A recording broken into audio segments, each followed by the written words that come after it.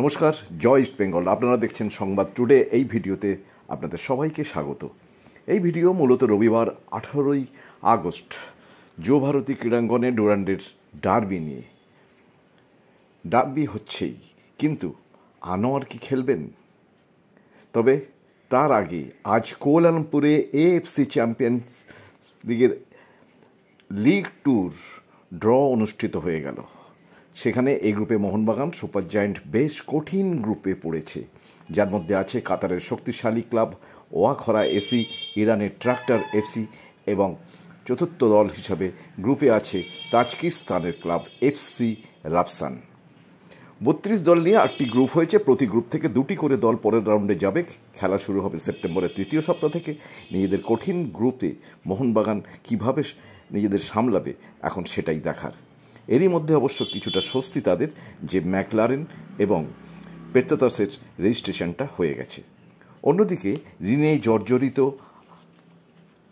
হায়দ্রাবাদ ফুটবলারদের বকেয়া মেটাতে ইনভেস্টার পেতে চলেছে হায়দ্রাবাদ। সব কিছু ঠিকঠাক থাকলে বিসি জিন্দাল গ্রুপকে তারা পাচ্ছে বিনিয়োগকারী হিসাবে। ফলে হায়দ্রাবাদের শনির দশা কিছুটা হয়তো ঘুরতে চলেছে বলে মনে করা হচ্ছে। সেপ্টেম্বরে সব কিছু চূড়ান্ত হতে পারে, অনেক দেরি। সেপ্টেম্বরের শেষ দিকে গত বছরই জিন্দাল গ্রুপ একটা ক্লাব কিনতে চেয়েছিল, আইনি জটিলতা তা সম্ভব হয়নি। এর ফলে হায়দ্রাবাদ এফসিকে নেওয়ার আগে এখন তারা আইনি জটিলতা যাতে না হয় আর তা নিয়ে সব কিছু খতিয়ে দেখছে। এদিকে এদিন কুয়াদ্রাত ক্লোজ ডোর প্র্যাকটিস করালেন ডার্বির আগে ডুরান্ডের, এবং একটা বড় ম্যাচ খেলার পর রবিবার ডুরান্ড ডার্বির মহারণের প্রস্তুতিতে আজ শুক্রবার তার প্লেয়ারদের নিয়ে তিনি নানাভাবে প্র্যাকটিস করান, তার নিজের স্ট্র্যাটেজি কীভাবে তিনি খেলাবেন সেই সব নিয়ে। এবং বুধবার এএফসি চ্যাম্পিয়নশিপ লিগ 2 এর যোগ্যতামান পর্বে তুর্কমেনিস্তানের অল্টিন ক্লাবের বিরুদ্ধে প্রথমটা খেলেছে ইস্টবেঙ্গল। ডিফেন্সে অনেকটা ফাঁক ধরা পড়েছে। প্রি সিজন পর্বের মধ্যেই ডুরান্ড কাপের তাড়াহুড়া থাকায় কিছু চোট আঘাত হচ্ছে। এই সমস্যাতে ভুগছেন লাল হলুদ ডিফেন্ডাররা। নিশু কুমার কবে ফিরবেন তাই স্পষ্ট নয়। আবার প্রভাত লাগরা সবে অনুশীলন শুরু করেছেন দলের সঙ্গে। রবিবার তার খেলার সম্ভাবনা কিন্তু প্রবল, এটা বলে দেওয়া যায়। তবে 90 মিনিট খেলার মতো ফিট কিনা একথা কুয়াদ্দাত ছাড়া কেউ অবশ্য বলতে পারছেন না। হিজাজি মাহেরের মাসেল ক্রাম, হাঁটুতে স্ট্র্যাপ বেঁধে অনুশীলন করছেন। তাকে ভালো কিন্তু খেলতেই হবে। ডিফেন্সে তিনিই প্রধান ভরসা ইস্টবেঙ্গলের। আর চোট তো রাকিবেরও। অল্টেন ম্যাচের প্রথমার্ধে চোট পেয়ে দ্বিতীয়ার্ধে নামতেই পারেননি তিনি। ফলে পুরো ম্যাচ খেলার মতো কোনো রাইট ব্যাকই নেই কুয়াদ্দাতের হাতে। এখানেই সমস্যা, ডিফেন্সটাই ইস্টবেঙ্গলের প্রধান সমস্যা। এই অবস্থায় যারা স্বস্তি দিতে পারতেন সেই হেক্টর ইউস্তে এবং আনোয়ার আলীর ডার্বি খেলা নিয়েও এখন ধোঁয়াশা রয়েছে। হেক্টরের ভিসা শুক্রবার বিকাল পর্যন্ত হয়নি, হলেও রবিবার যে তিনি আসবেন এবং রবিবারের মধ্যে এসে গিয়ে তিনি খেলবেন এমন আশা কিন্তু করা যাচ্ছে না, খুব কমই আশা বলা যায়। আর আনোয়ার এদিন প্র্যাকটিস করলেন, তার এই প্রথম সিজনের প্রথম প্র্যাকটিস। ডার্বির আগে আরও একদিন করবেন, তবে দুটো মাত্র সেশন অনুশীলন করিয়ে কুয়াদ্দাত ডার্বির মতো ম্যাচে তাকে আদৌ নামাবেন কিনা এবং নামালেও কতক্ষণ মাঠে রাখবেন তা তিনি কুয়াদ্দাতই ঠিক করবেন। কোচ কুয়াদ্দাত যে মেনে নিয়েছেন যে হেক্টর এবং আনোয়ার যদি খেলেন এবং খেললে দলের রক্ষণ প্রচণ্ড শক্তিশালী হবে, কিন্তু কবে থেকে এই দুজনকে পুরোপুরি পাওয়া যাবে তা নিয়ে কোনো দিশা তিনি দেখাতে পাচ্ছেন না।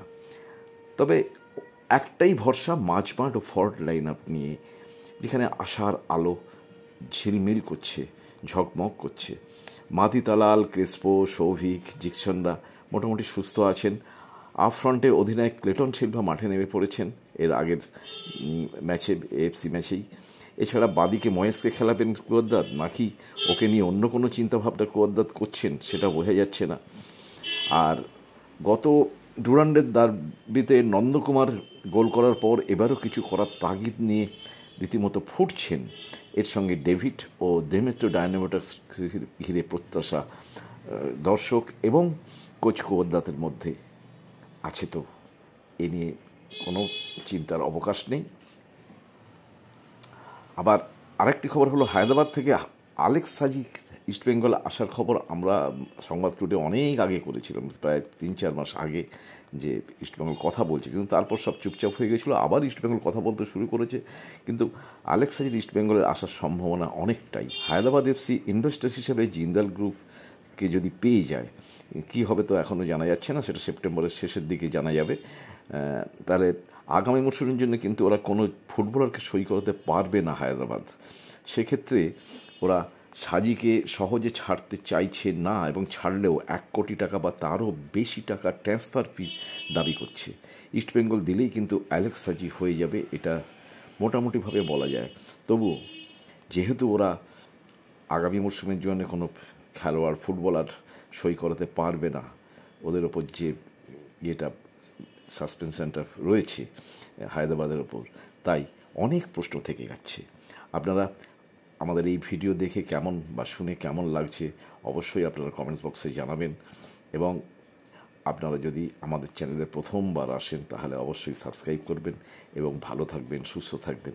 আবার আপনাদের কাছে আগামীকাল ফিরে আসব এই প্রতিশ্রুতি দিয়ে আমরা ফিরে যাচ্ছি। জয় ইস্ট বেঙ্গল।